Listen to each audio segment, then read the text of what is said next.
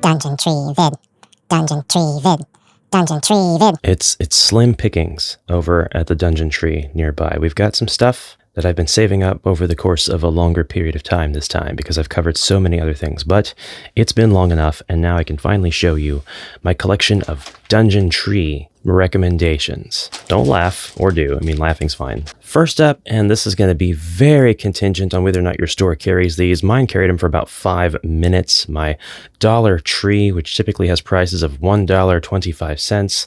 Some things are going up to $1.50. There's a lot of stuff in the store that's $3. This was $5, and it's a 10-piece storage case, and it's one of the most versatile and roomy storage cases I think I have ever seen, especially at the $5 price. There it goes, onto the floor, onto the floor. It has an upper tray, which is, not take apartable, but it is already divisible, pre-divisible, divided, not divisible technically, but all the stuff down below here can be taken out and resorted into a variety of configurations, put back in, or just taken out if you're trying to make room for specific other larger game components to put back in.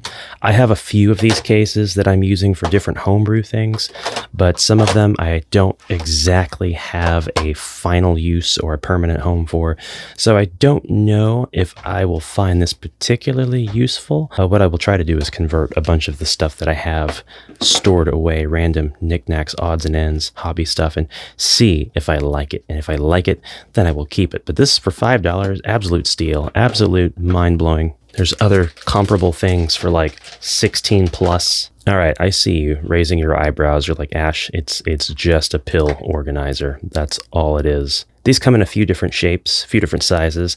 I liked this size, I like this shape, and I'll tell you why. This is how I currently store my HeroQuest tiles. This is how they are sorted for use in Game Jam, for quest setup, all of that. I kind of have some of the, hey, I'll never use these, and if I do, I'll definitely use them kind of together, sorted into smaller baggies, isolated from everybody else, but I don't really love the baggie system. I mean, it's great if your box is already chock full of a bunch of other things and you've got space in the box, but it's all spread out, then the baggies can just kind of fill in the gaps. But for ease of use during playtime, I think that it would be a great idea to have these go in here. And there goes, tile onto the floor. I just can't stop throwing my tiles onto the floor. And my miniatures. And my storage containers. If I moved all my content to the floor, I wonder how much more convenient that would be. You have options here. You have options. You can have things set up to where they are easy to kind of go through and take from when you need a specific kind of tile, or you can have them lay flat. And if you have them lay flat, maybe you just want to group these up into very specific groupings so that it's really easy to tell which cell is going to have your tiles at a glance. Like this is your Jungles of Delthrak tiles. That's easy enough. And I can close the lid on them. Maybe I can do some work to take off the lettering on here if I care that much. I might care, I don't know.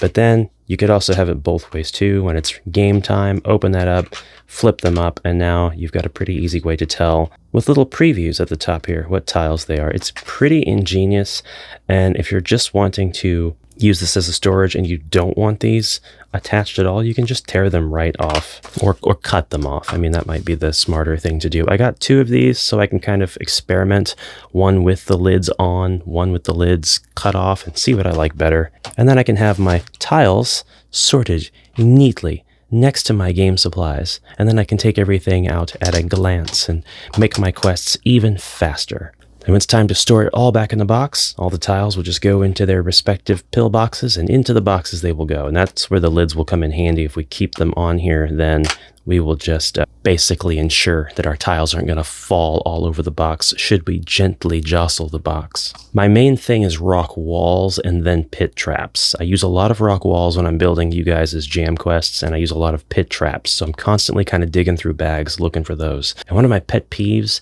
about HeroQuest's tiles is that they are double-sided. They have different things on both of the sides. So you might have a pit trap that's behind a rock wall, and then you've got to kind of figure out which ones you want to go digging through. It's really a non-issue, but it's a slight inconvenience when you're trying to get enough resources together to build a homebrew quest, which might use a ton of a specific kind of resource. That's not a complaint against the homebrewers, no sir.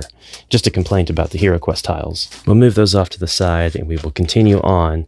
We have perfectly good dice trays with the felt desk trays, and I like these because they are very, very quiet. They have a nice little knock sound to them instead of being like plastic or wood. There's felt bottom is built in, so you don't have to paste that down or glue it down on your own. Very quiet, very convenient, and I think I might have already featured a gray version of this on the channel before. In fact, I keep the gray version at my desk, and I fill it full of supplies that I'm probably going to need for different video-related things. You might be eyeballing this tray. This is not something I got from Dollar Tree. This is something that I got from Dirt Cheap Dungeons, and it housed a bunch of the little clips of different varieties.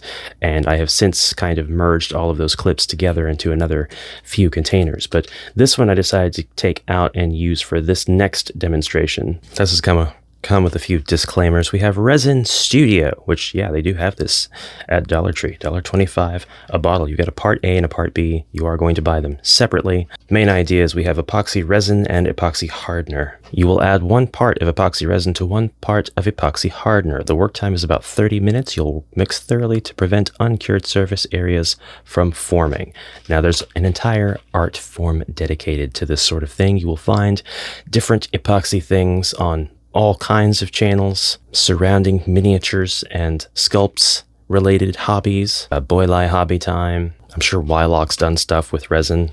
And if he hasn't, he can now, because now it's cheap. Where I struggle is exactly what to do with this stuff. I don't really have a reason to use it. It's really for either creating molds, which that might be a different kind of resin altogether. And we're not making molds here on the channel, at least not in this video. Or you can use it for creating water or some other kind of liquid. And usually if you're going to do that, it's because you're going to submerge stuff in said liquid. So I figured what I will do today is there's no reason to mix these, I'm going to fill up this container, I'm going to submerge a skeleton into it, and then I'm going to let it cure. And I'll show you the results later. Wow, we don't have any of those little pads that line the top. Now, I figure if we just use both of the bottles, one comes out a lot faster than the other. The A side was very, very liquefied. The B side is very viscous. It's coming out a lot slower. Very sludgy. The stuff stinks, so I'm probably going to put it outside as soon as I get done here. And I have 2 empty bottles. Just mix the resin up and pour it back into the empty bottles. Shove the skeleton into both, like sort of discombobulated sunken ship. I have here a stirrer. You'll want to make sure you have one of these handy first. I'm anticipating this stuff getting warm, but I'm not quite sure if it will get warm. Every epoxy that I've worked with has gotten kind of warm, if not outright hot, whenever I've mixed it together. The chemical reactions occur and it just heats up. We're definitely mixing a lot of bubbles in here, and I don't want to worry about that because I don't have anything that can I don't have a lighter handy to take the bubbles out of this stuff. For those of you who don't know what I'm talking about, if you end up with a whole lot of bubbles in your combined resins, you can use a lighter along the surface and it'll extract those bubbles and pop them for you. You won't have to use any tools or anything to mix through the epoxy. Is this entertainment? Is this fun? Oh, I don't want to do it that way. I'm getting a lot more bubbles in there. I don't want to do it that way. Okay, when you are satisfied that your $2.50 resin bath has been thoroughly mixed, we can now submerge our victim. And I actually kind of want to add some paint. So I'm going to do that real quick because why not? I have an opportunity. How about some speed paints, Malignant Green from Army Game Painter? I don't have anything else, so don't judge me. We'll do just a couple of drops because I don't know what kind of effect this is going to have, but I'll be honest with you. Just a few drops like this without even mixing might be effective for some kind of look that you want to pull off. Well, I'm going to be honest with you, chooms. This is not mixing and saturating the liquid like I thought it would. Instead, it just seems to be smaller and smaller chunks, and it kind of looks vomitous. So I probably will never do this again with Army Painter. at least speed paints. Definitely not for this kind of thing. Oddly though, I think it still fits. I wouldn't have chosen that color if I didn't think that it could have gone wrong and it still would have worked out correctly-ish. All right, and here's our skeleton, and we're just going to go ahead and put him in the resin. So thank you for your sacrifice, buddy. But Ash, that's a mythic tier. I know it is. You're actually kind of not wanting to do it since it's a mythic tier. Some of you are screaming at me to remove the base. I don't know that I super care. I just want to experiment. So we're going to put our skeleton in here, submerge him nice and good. And I tell you what we might do. We might just lift him up out of the goop, make sure he's thoroughly saturated everywhere. Yeah, this is the one from Spirit Queen's Torment. It actually completely obscures his details while it's still in liquid form, so maybe that's not such a good idea. I also don't know if this is going to have any sort of strange effect. We've spent enough time on this, I think. I'm going to go ahead and just let it alone. Looks like he has melted in the goop. He's perfectly fine, but all right, I'll show you that one later. I actually feel kind of bad about how unprepared I was for that one. I hung on to that stuff for weeks. Next up, we have Simply Tack. This I did not get from Dollar Tree. I got this from Family Dollar. But the reason it's in this video is because my local Dollar Tree has merged, or at least it started out this way. It opened with a Family Dollar. It's like 2 stores in one. So this stuff people have been telling me to get forever. And the reason they've been telling me to get it is because we should be able to place a little bit at the bottom of a figure, like a HeroQuest figure, some poster tack here. And then we can attach the figure to a base of some kind. We can use this knockoff brand Jenga block to do that. And now we've got a really sturdy connection that we can onto the floor. Maybe we need to use a little bit more. This stuff is fun. I like it. You're only supposed to use like a little drop. This is like way overkill. So, oh my gosh, this stuff is so fun. It like stretches and then it's like ABC gum, to be honest with you. Let me just mash that in there. Okay, it's not necessary for you to test the connection. This is good enough and sturdy enough to hang on to this while I paint this, give it a good primer.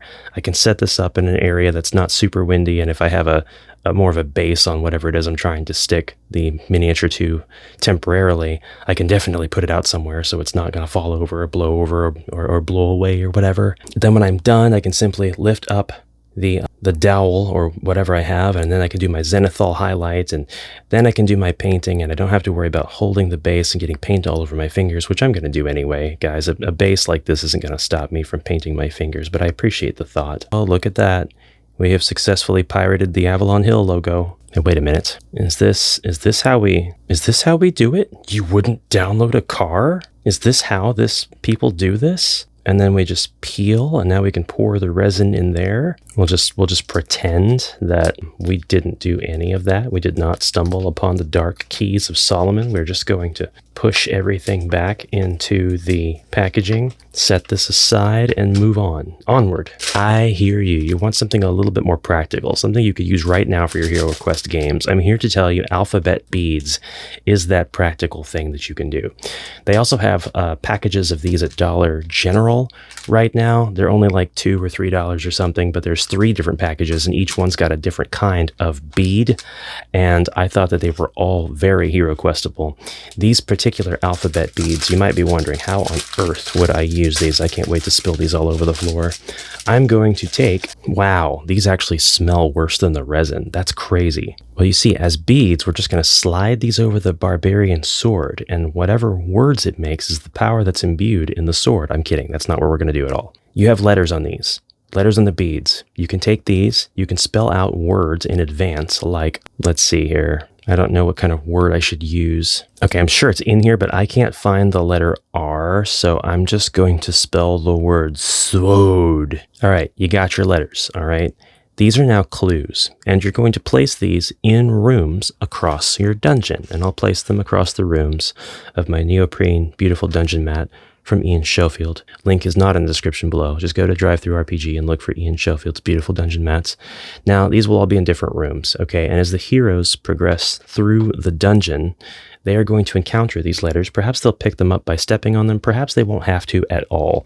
Perhaps you'll just have them as decoration, and you can have them revealed on pieces of furniture like this, and so on. They make pretty good scale artifacts that contain letters.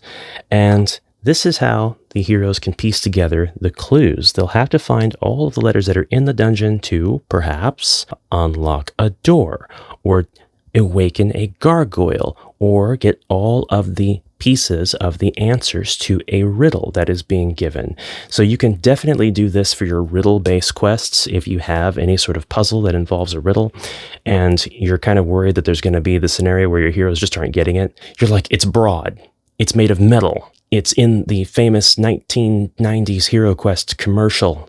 You still don't know what it is? It's longer than a dagger. Literally every RPG hero in the history of the universe has carried one. And if they're still not getting it, well, at least they can go around the dungeon and collect the letters. And then the only thing you have to worry about is them not putting the letters together. But you know what? At that point, it is a skill issue. It is their fault. Dungeon Tree has a ton of these lovely rocks that are actually stickers. And wait, what do you mean you want me to talk more about clues? Okay, all right, fine. We'll go back to the clues. Be very careful about having multi-word clues, because the amount of words, the combination, the number of combinations that the letters could go together in a valid way to make legitimate words in your language becomes high fast. So stick to around 5 letters, 1 word for the answers, 5 letters or less. And if they do get it without having to search the dungeon for the clue letters, then go ahead and give them a reward. Let them feel smart. Reward them for a job well done. Now they don't have to explore and go risk their lives trying to get these clue blocks. You can also forget about using these as pieces of words. You can have the letters each stand for a special sort of artifact that they're supposed to get in the dungeon, and you just don't have another proxy to represent it. And you can use these for existing items like G for gold. Go ahead and place a G somewhere in the dungeon, and if they find it, have them roll for the amount of gold that it's worth. Or S for sack of gold. Or you could use a C for container of gold. If you have a letter N in the room, this could mean, now that's what I call gold. Or Z for zoinks, so much gold. You could also predefine what the letters stand for and put a whole bunch of them in a bag to represent the treasure that the heroes will find in that room. And either you, Zargon, can pull the letter out of the bag and place it in the room beforehand, like as soon as they open the door and it's in their line of sight, or you can have the heroes reach in and try their luck. Finally, if you'd like this to be a double blind experience, you could go ahead and write down all the things the letters could be. Then you could write down all the letters next to those things. Have 2 pieces of paper, actually. One piece of paper has your letters. The other piece of paper has all the things that the letters could stand for, or at least represent, because you could have a K mean key. The K could also mean wandering skeleton. That's up to you. It doesn't matter. It's all proxy. Now, make a few different ones of these random letters and just have them in different orders. And then at the beginning of a quest, you go ahead and pull, and that's what they're going to represent for that quest. The possibilities are limitless. It's such a small thing, and yet it could provide so much if you have the right imagination for it, and it could actually help you build entire systems. I can't remember what the other beads were in the other packages. I think we had one with like X's and O's, and that's pretty obvious. You could have the X's mean wandering monster. You could have the O's mean treasure. You could have the heroes draw them out of a bag, and O's mean something good, X's mean something bad, or vice versa. You could figure it out. Stickers that look like gems. I'm not saying stick these to your board or any of your official HeroQuest stuff, but I saw these and I thought of my dirt cheap dungeons cavern walls, and I thought, what if I got just a few of these and placed them onto my cavern walls to represent veins of ore. The larger one is absolutely having trouble staying on because the dungeon wall is so multifaceted, and this just needs a really long, flat. I do know that these stick really, really well.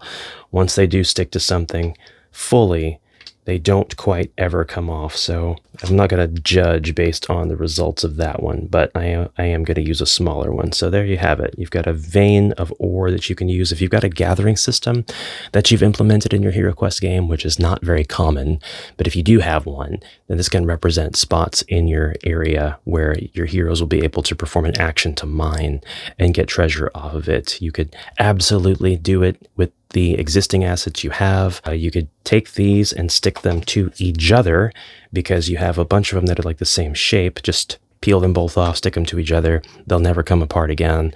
Throw them somewhere in your dungeon. And if your heroes encounter one of these types of mining spots and they have the appropriate tool to mine that specific type of node, like a pickaxe to mine gems from a wall, then allow them to pull a card out of the treasure deck. But don't count wandering monsters and don't count the traps, the hazards. So that way they're incentivized to learn that skill. So if they are going to be mining for gems, you could have a wandering monster approach them. But I mean, then what's the point of doing this system? It's just the same thing then as having them search a room. I dropped a gem somewhere around here. I don't know where. Oh, my folly. Here it is, stuck to my neoprene. If you go and you get the different colors, which I think they had blue and silver together, or blue and clear, whatever you want to call this, and then they had red and yellow, you could have different tiers, and they could have increased chances of getting more riches, like pulling 2 treasure cards and keeping the better of the 2, or pulling 2 treasure cards and keeping both of them.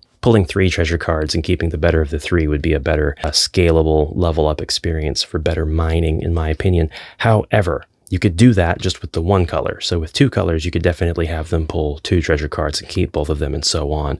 Pull 3, keep the best 2, and so on. But it gives your players something to look forward to leveling up. If your dwarf has a pickaxe and they're able to pick at any wall that has blue gemstones, but not yet pick at any wall that has the silver, because this represents perhaps more skill is needed to extract the gemstones, or it means that the type of rock they grow in is just going to be stronger and therefore harder to pick, then they need to go train, or they need to buy a better pickaxe, and those are things that are going to cost money. So hand over the gold, dwarf. The next thing, jump scared you with some LED tea light candles, is LED tea light candles. This is probably a no-brainer for some folks out there, but they're definitely worth getting as long as the ones that I pull out of here. Why is this difficult? This is better packaged than some of the blister packs on action figures I've gotten. So we're going to make damn sure you don't steal the tea lights. Tea lights. The batteries are built in. We're going to pull the little protective tab so that they'll work. And now we have the tea light. And the tea lights that I got,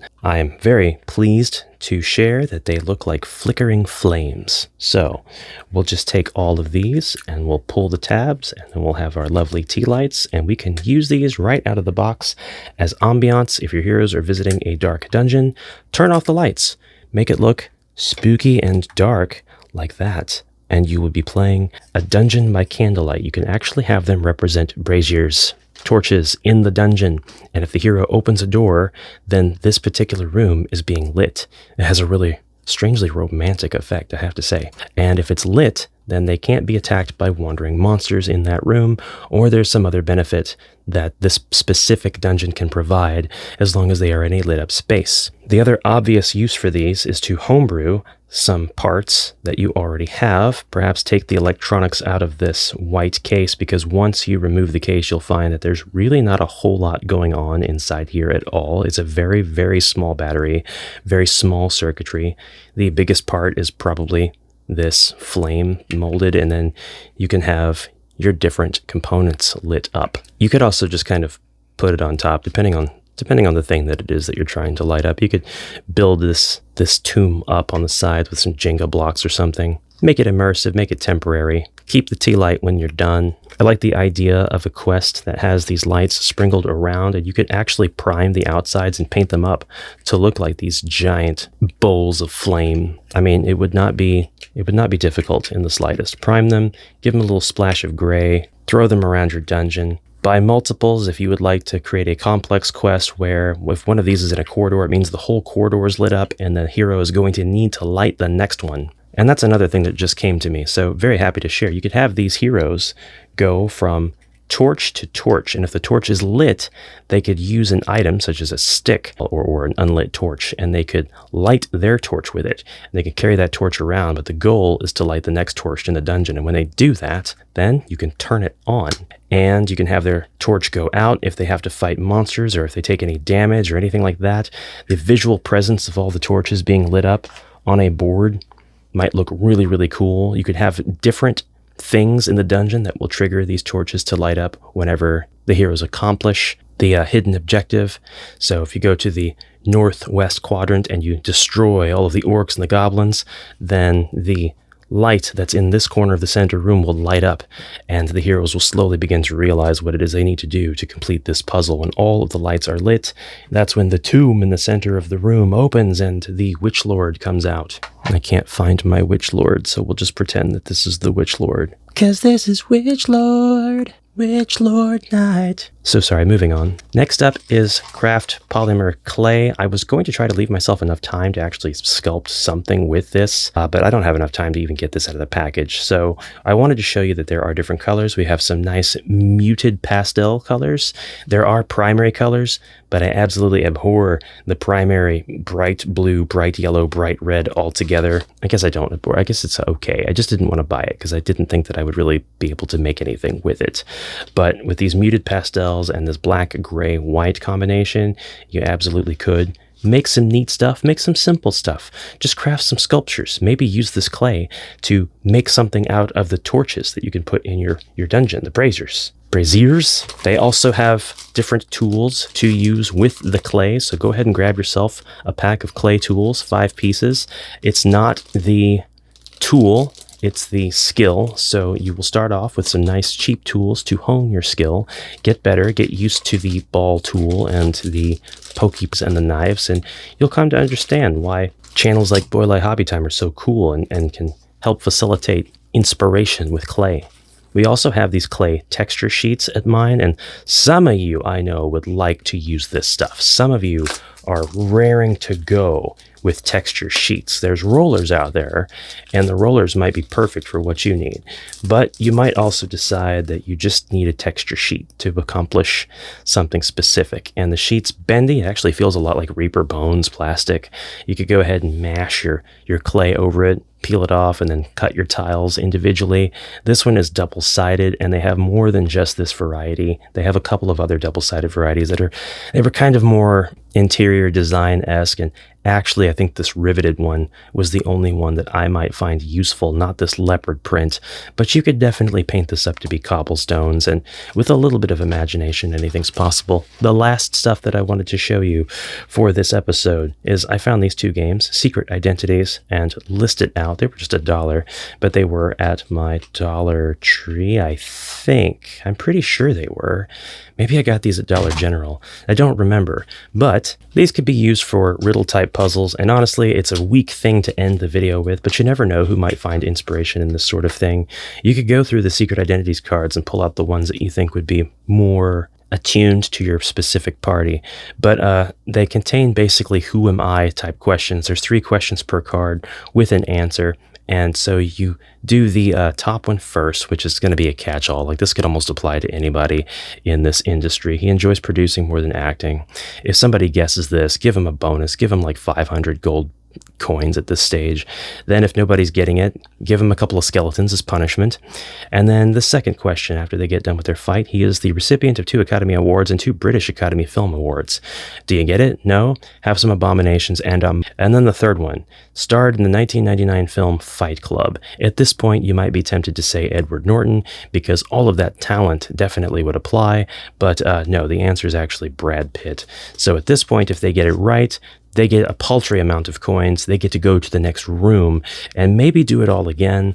But if they get it wrong at this point, it's so obvious. Give them some Dread Warriors, call it a day, and then ask them again. Give them another shot. If you find trivia fun, this is actually a really fun little box to get. The next box is called Listed Out, and this is definitely like the weaker of the 2. I have to destroy the box with my barbarian fingers to open it up again. Horror movies, newest to oldest. It, The Sixth Sense, The Shining. If somebody can get these in the correct order, which is The Sixth Sense, It, and then The Shining, newest to oldest, and yes, they are going to fall into the trap where they list them oldest to newest, or they get the order backwards. It's hilarious. If they get it wrong, room of orcs. If they get it right, roll 2 movement dice and multiply it by 10. That's how much gold I'll give you. And that is it for this episode of Super Messy Table that's giving me anxiety just by looking at it. I will see you all, brave heroes, in the next episode of I Spent $5 to Imagine My Way Through Monetization.